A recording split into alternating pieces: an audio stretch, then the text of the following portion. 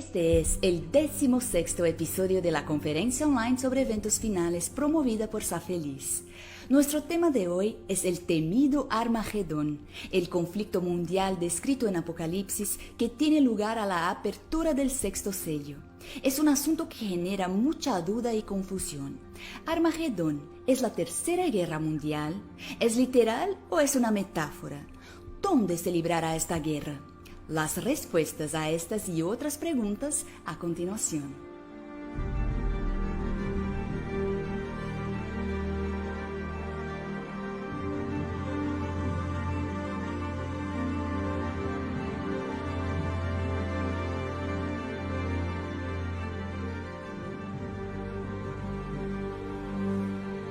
Cuando se trata del fin del mundo, una sola palabra es suficiente para transmitir la idea del fin: Armagedón. Pero la palabra Armagedón tiene otras connotaciones y se ha convertido en el nombre de una película, el título de un libro, un tema musical, un videojuego, el nombre de una zapatilla, un suplemento de gimnasio e incluso alcohol. Pero, ¿qué es el Armagedón en la Biblia? Para responder a nuestras preguntas, tengo el privilegio de hablar con el pastor Doug Batchelor, teólogo, evangelista internacional, orador y presidente del ministerio Amazing Facts. Gracias por estar con nosotros. Pastor Batchelor, con tantos usos del término Armagedón, ¿qué queda de significado para el Armagedón bíblico? ¿Qué es el Armagedón en la Biblia? Sí, incluso tengo una raqueta de tenis que se llama Armagedón, así que supongo que eso me facilita las cosas, pero no estoy seguro. De todos modos, voy a empezar por leer el versículo que sitúa el contexto, porque la palabra Armagedón solo aparece una vez en toda la Biblia y en ningún otro lugar en lengua griega, así que hay algún misterio al respecto. Pero vamos a leerlo. Este pasaje se sitúa en el marco de las 7 copas de la ira divina que están siendo derramadas y lo menciona hablando de la sexta copa y plaga. Y empieza en Apocalipsis capítulo 16, versículo 12. El sexto ángel derramó su copa sobre el gran río Éufrates, y el agua de ese se secó para preparar el camino a los reyes del oriente. Vi salir de la boca del dragón, de la boca de la bestia y de la boca del falso profeta 3 espíritus inmundos semejantes a ranas. Son espíritus de demonios que hacen señales y van a los reyes de la tierra, todo el mundo, para reunirlos para la batalla de aquel gran día del Dios Todopoderoso. Este es uno de los pocos lugares que aparece en letra roja, en las Biblias de letra roja. Jesús es quien ahora habla. Yo vengo como ladrón, bienaventurado el que vela y guarda sus vestiduras, no sea que ande desnudo y vea su vergüenza.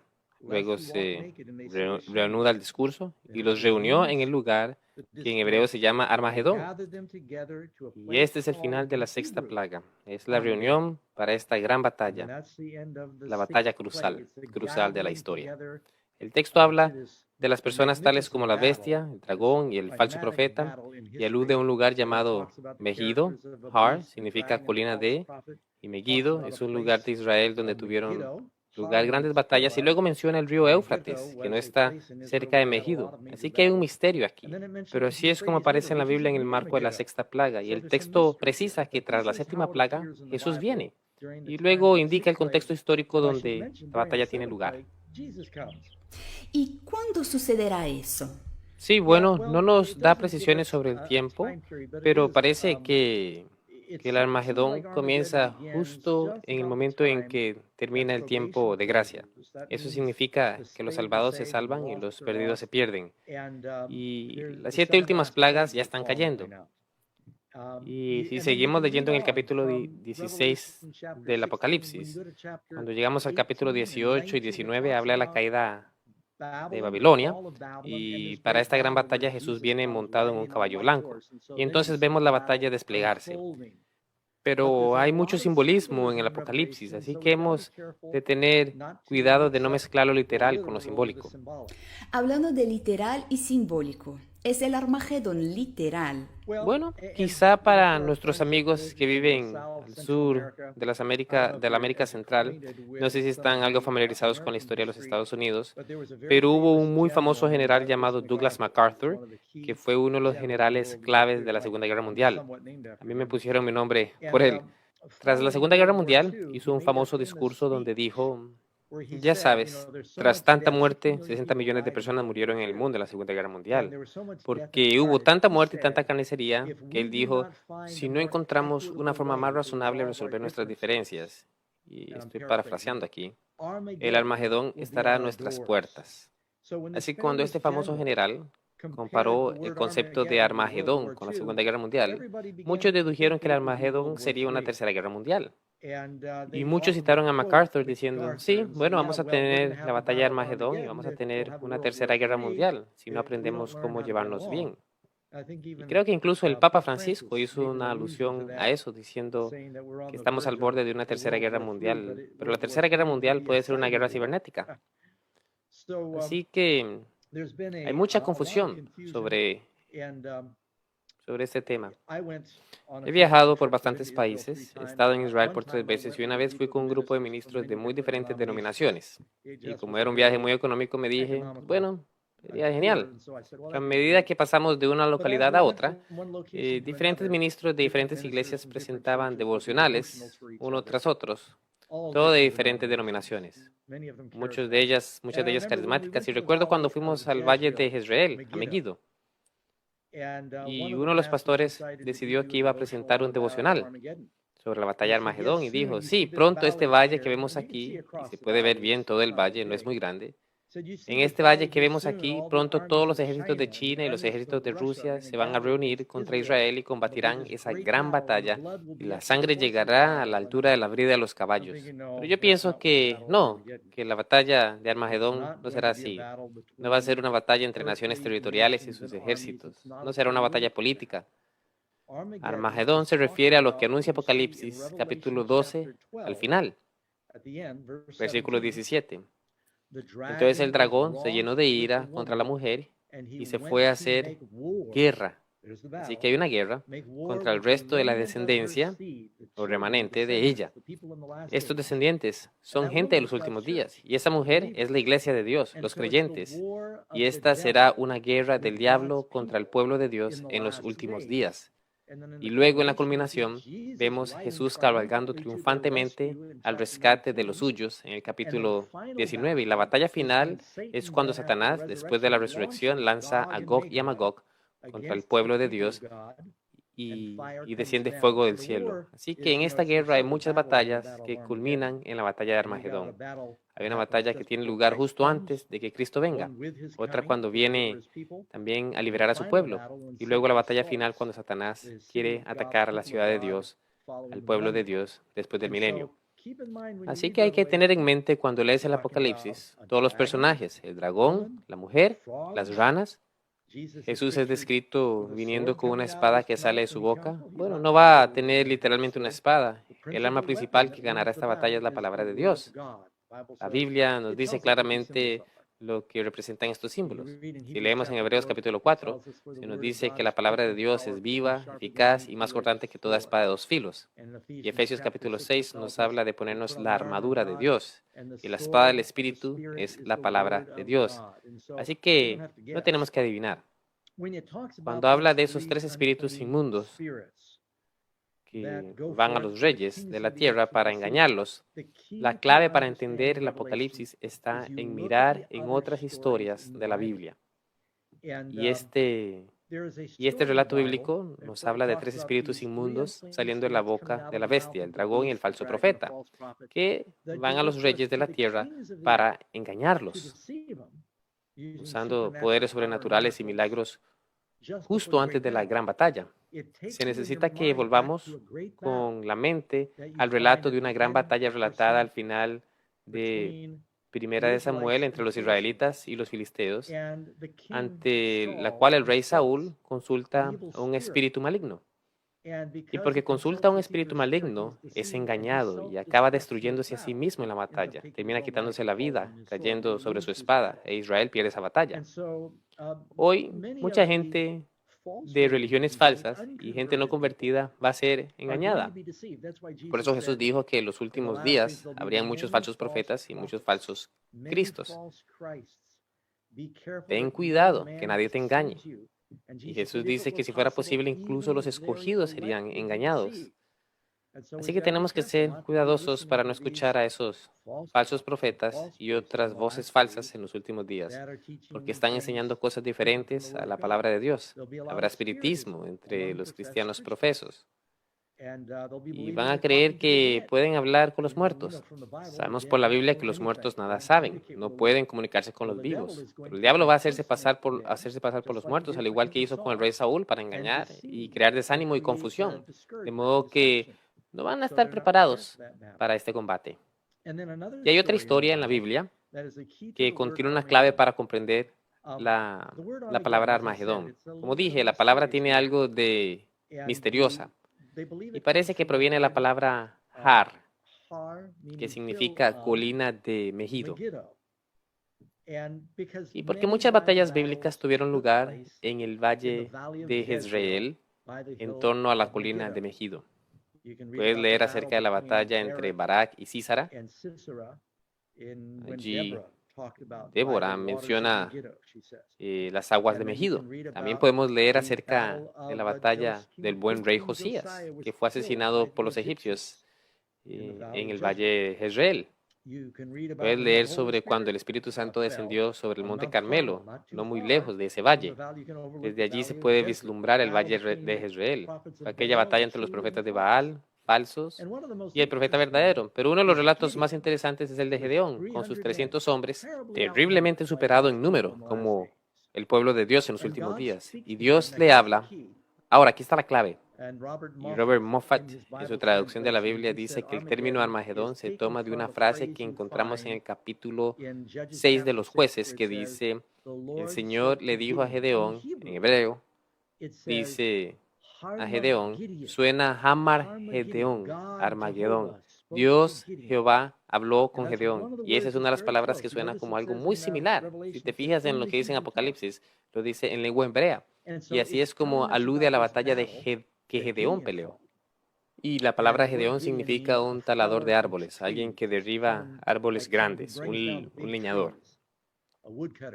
Y el texto explica cómo Gedeón, poniendo su fe en el Señor, mediante la luz de las antorchas que, según la Biblia, habían los cántaros, aquellos 300 con sus espadas y trompetas derrotaron a un enemigo 3 veces mayor.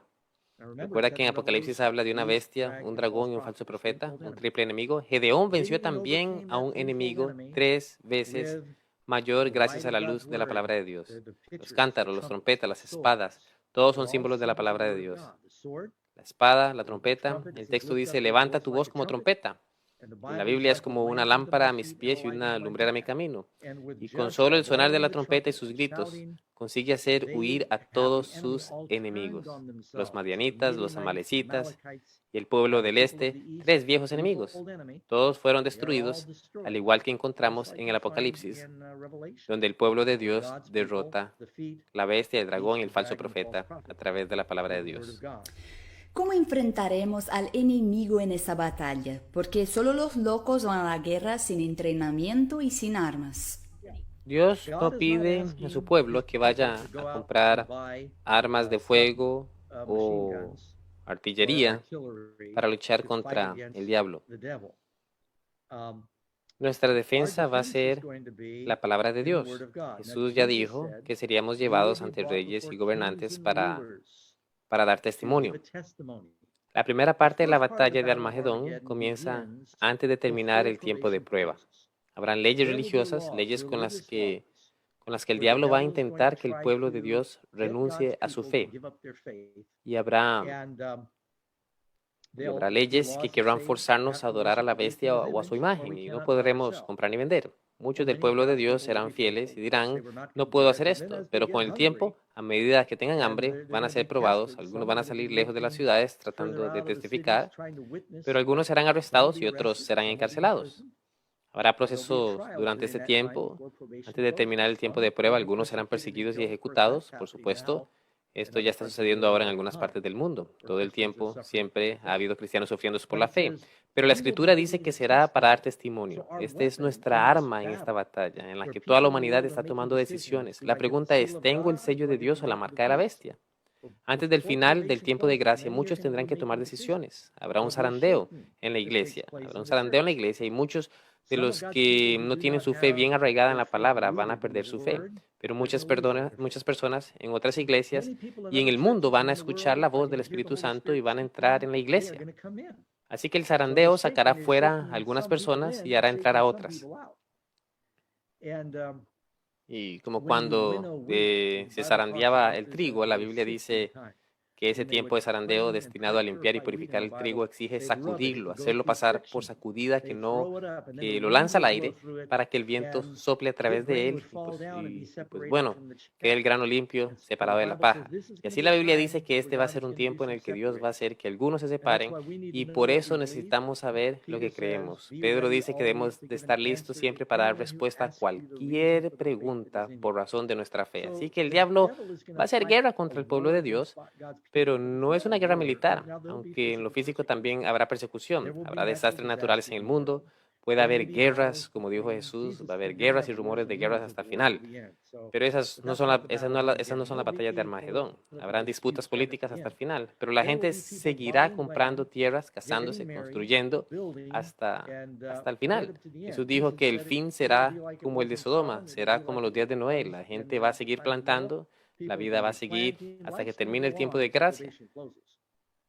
Y nadie debe imaginar que un día el cielo va a ponerse de color rojo y van a aparecer letras en el cielo diciendo el tiempo de gracia termina dentro de 6 días. La vida va a transcurrir como si nada estuviera pasando. Por eso Jesús dijo, el Hijo del Hombre vendrá a la hora que menos se piense. Pero lo que veremos suceder en el mundo será una gran persecución por nuestra fe. Y vamos a tener que saber defender nuestra fe y defender nuestras creencias. Siempre debemos recordar que en el libro de Apocalipsis el personaje central es Jesús. A menudo nos enfocamos mucho en los sellos, en el decreto de muerte, en el Armagedón, pero olvidamos que la revelación es sobre Jesús, ¿es cierto? Entonces, ¿qué faceta de Jesús, pastor, podemos conocer de este asunto del Armagedón? Cuando el sexto ángel derrame su copa, según Apocalipsis 16:12, el sexto ángel derramó su copa sobre el gran río Éufrates. El agua de este se secó para preparar el camino a los reyes del oriente. El texto habla de una liberación, y ese rey que viene del este nos recuerda que el sol de justicia surge del este. Está hablando de la venida de Jesucristo. Debido a la forma en que el mundo gira, siempre se entendió que el Mesías vendría a liberar desde allí. Y la antigua Babilonia estaba protegida por el río Éufrates. El Éufrates era la fuente de vida del poder de Babilonia y pasaba por debajo de las murallas. Y el rey Nabucodonosor construyó hermosos jardines colgantes con todo un sistema de noria para bombear el agua. Construyó una gran pirámide escalonada para darle a su esposa una montaña artificial porque echaba de menos las montañas de su país. Así que hicieron cosas increíbles con el río Éufrates. Bueno, después de morir Nabucodonosor, el del reino glorioso, reinó su hijo Evil-Merodach. No reinó mucho tiempo, solo se menciona brevemente en Jeremías, en el último capítulo. Y luego, el siguiente rey fue Nabonidus. Fue un gran estudioso que se retiró a estudiar y dedicarse a la arqueología y dejó a su hijo Belsasar a cargo del reino. Bueno, después los medopersas vinieron a luchar contra Babilonia. Eran los reyes del este. y se habían dado cuenta de que habían dejado reinado a un rey incompetente. Este montó una gran fiesta en la que adoraban a todos sus dioses falsos y estaban exaltando a sus dioses. Eso se lee en el libro de Daniel capítulo 5. Estaban honrando a sus dioses de madera y de piedra, hierro y arcilla, algunos de los mismos metales que se mencionan en Daniel capítulo 2, adorando a todos los ídolos. Y los estaba honrando con los vasos sagrados de la casa de Dios. Nosotros también somos vasos. La Biblia dice que Dios es el alfarero y nosotros la arcilla. Somos vasos, al igual que Gedeón tenía antorchas dentro de sus vasijas. Nosotros somos vasijas de Dios. Y así en los últimos días, cuando los vasos de Dios están siendo perseguidos por el diablo, esto es lo que va a pasar. Los medo-persas, Darío y Ciro, eran los reyes del este. Ciro desvió el río Éufrates. El capítulo 45 de Isaías predijo que eso sucedería. Desviaron el río Éufrates excavando una gran zanja. Pusieron a todos sus soldados en la excavación, una zanja lo suficientemente grande como para desviar el río hacia un lecho como un lago.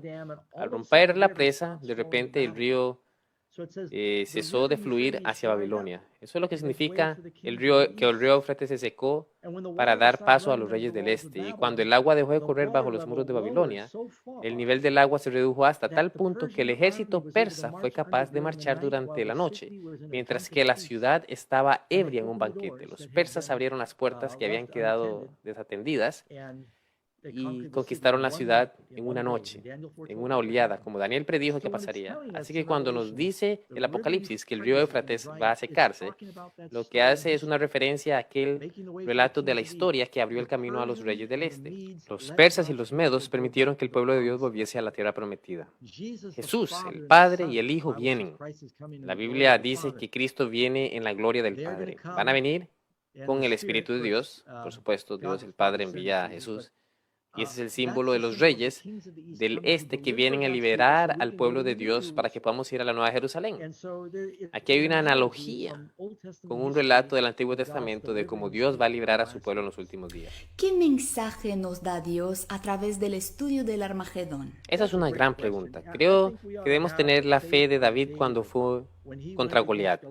Dijo: tú vienes contra mí con espada, lanza y jabalina, pero yo voy contra ti en el nombre de Jehová de los ejércitos. Y David tomó una piedra. ¿Recuerdas lo que hace caer a la imagen en Daniel capítulo 2? Es una piedra. Cristo es la roca de la eternidad. Y si tenemos nuestra casa construida sobre la roca, no debemos tener miedo de la tormenta que viene. Nuestra casa se mantendrá firme. Y finalmente, ¿cómo podemos prepararnos para la batalla final? ¿Cómo prepararnos para la batalla de Armagedón?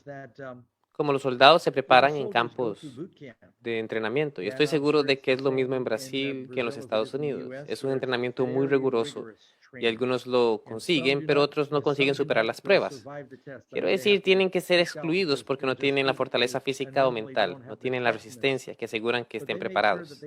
Y nos preparamos en las pequeñas batallas de la vida, cuando pasamos por pruebas. Pedro dijo que no nos sorprendamos de las pruebas duras que nos sobrevienen, porque Dios está preparando nuestra fe ahora para la batalla final. David estaba preparándose para luchar contra Goliat y podría decir que había estado practicando su onda durante años. Había luchado contra osos y había luchado contra un león, y a través de esas pruebas que le llegaron cuando era pastor, pudo decir: ahora estoy preparado para luchar contra el gigante. Así que siendo fieles cada día, manteniendo en forma nuestra espada, reteniendo versículos de la Biblia, seremos diestros en usar nuestra espada, en conocer la palabra de Dios. Y si somos fieles en la oración, sabremos compartir nuestra fe. La Biblia dice que si practicamos dando testimonio ahora, no tendremos miedo de defender nuestra fe más tarde. Esa es la mejor manera de prepararnos para lo que va a venir. Si somos fieles en lo pequeño, estaremos listos para la batalla de Armagedón. Bien, gracias. Ha sido un placer y espero que todos se sientan animados con la buena noticia de que Jesús viene y sabemos quién finaliza la batalla. Gracias, Pastor Doug, por aclarar este asunto y por compartir con nosotros un mensaje de esperanza, liberación, victoria, pero sobre todo, amor. La guerra es del Señor de los ejércitos. Él nunca ha conocido ni conocerá la derrota. Que Dios los bendiga y gracias por acompañarnos. Hasta la próxima.